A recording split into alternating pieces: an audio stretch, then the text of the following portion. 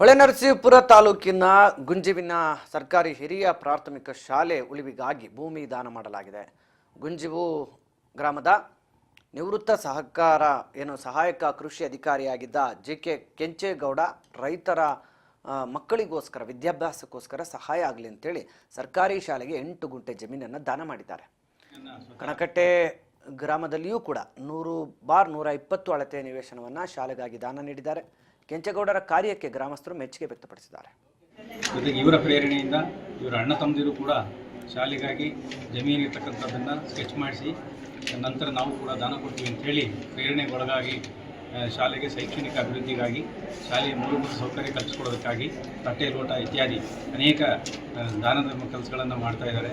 ನಮ್ಮ ಶೈಕ್ಷಣಿಕ ಪ್ರಗತಿಗೆ ಪರೋಕ್ಷವಾಗಿ ಮತ್ತು ಪ್ರತ್ಯಕ್ಷವಾಗಿ ಕಾರಣಕರ್ತರಾಗಿ ಗ್ರಾಮೀಣ ಪ್ರದೇಶದಲ್ಲಿರ್ತಕ್ಕಂಥ ಎಲ್ಲ ಮಕ್ಕಳಿಗೂ ಕೂಡ ಅನುಕೂಲ ಮಾಡಿಕೊಟ್ಟಿದ್ದಾರೆ. ಅವರಿಗೆ ಭಗವಂತ ಆರೋಗ್ಯ ಆಯಸ್ಸು ಕೊಟ್ಟು ವಂಶಾಭಿವೃದ್ಧಿ ಚೆನ್ನಾಗಿ ಬೆಳೀಲಿ. ಇವತ್ತು